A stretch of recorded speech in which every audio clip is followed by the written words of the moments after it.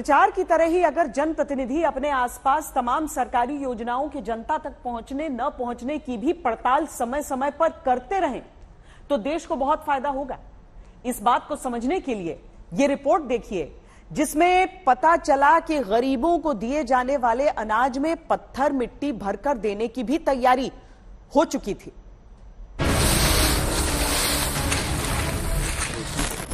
पहली बोरी जैसे ही खोली गई, खरीदा गया धान पलटा गया।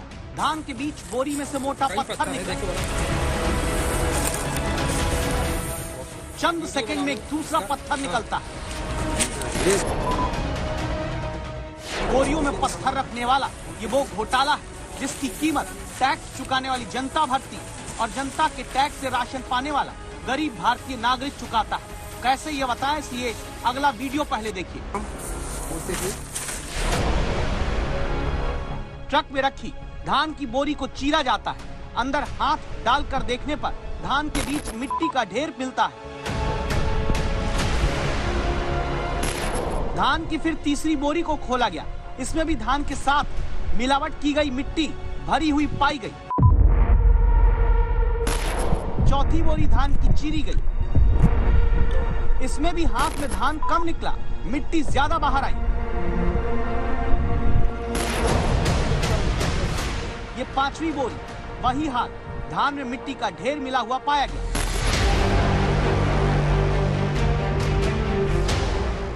पत्थर और मिट्टी भरकर धान की बोरियों को आगे बढ़ा देने वाला ये वो भ्रष्टाचार है जो मध्य प्रदेश के सतना में पकड़ा गया। पूरा खेल जान लीजिए। जनता के पैसे से सरकार धान की न्यूनतम समर्थन मूल्य पर खरीद करती है। सतना में शिवराजपुर के धान खरीदी केंद्र वालों ने करप्शन का तरीका निकाला। धान निकालकर अलग कर लिया, बाकी बोरियों में पत्थर और मिट्टी मिला दिया। सरकारी विभाग की जांच में 394 धान की बोरियों में से 206 बोरी में पत्थर और मिट्टी मिले हुए पाए गए। धान ही नहीं, इसी सतना में सरकारी खरीद वाले गेहूं में भी रेत और कंकड़ मिलाने का लाइव वीडियो वायरल हुआ, जिसमें गेहूं में मिट्टी मिलाई जाती दिखती है।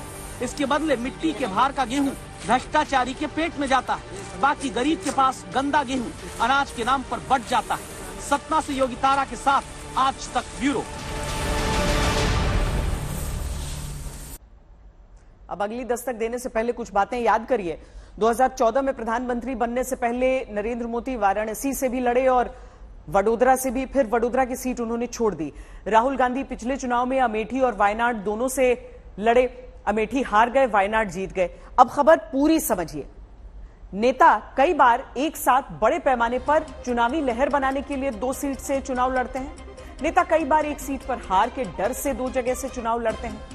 1996 तक तो देश में कई बार नेता 1 नहीं 2 नहीं बल्कि 3-3 सीटों से चुनाव लड़ा करते थे। ऐसे में अब 2 सीट से चुनाव लड़ने पर 1 सीट पर दोबारा इलेक्शन कराया जाता है। 1 सीट खाली छोड़ने पर चुनाव कराने में जनता का पैसा दोबारा खर्च होता है। इसी के खिलाफ सुप्रीम कोर्ट में अश्विनी उपाध्याय की तरफ से जनहित याचिका दायर की गई, लेकिन सुप्रीम कोर्ट ने कहा कि यह राजनीतिक लोकतंत्र का मामला है, न्यायिक हस्तक्षेप नहीं कर सकते। फैसला हालांकि संसद कर सकती है और तब दस्तक देता सवाल सीधा सा है कि अगर एक व्यक्ति 2 कंपनी में एक साथ काम नहीं कर सकता तो नेता क्यों एक साथ 2-2 सीट से चुनाव लड़कर जनता के पैसे को दोबारा खर्च कराते हैं। अब आज की एक चर्चित खबर बताते हैं। बिहार में एक छात्र परीक्षा देने तय केंद्र पर पहुंचा। पता चला 500 छात्राओं के बीच वो परीक्षा देने वाला इकलौता छात्र है। दावा है लड़कियों के बीच खुद को अकेला देखकर वो नर्वस हुआ और बेहोश हो गया।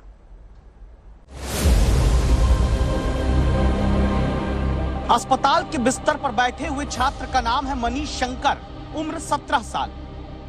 मनीष का जिक्र सोशल मीडिया में खूब हो रहा। वजह सुनेंगे तो हैरानी होगी, कुछ मन में आपके सवाल आएंगे। पहले परिस्थिति जान लीजिए। नालंदा के मनीष 12वीं के छात्र हैं। परीक्षा का सेंटर ब्रिलियंट कॉन्वेंट स्कूल में पड़ा। पहले दिन गणित की परीक्षा देने गए। पता चला सैकड़ों छात्राओं के बीच अकेले छात्र मनीष ही हैं। दावा है कि लड़कियों के बीच खुद को अकेला एग्जाम देता पाकर नर्वस हो गए मनीष और बेहोश हो गए।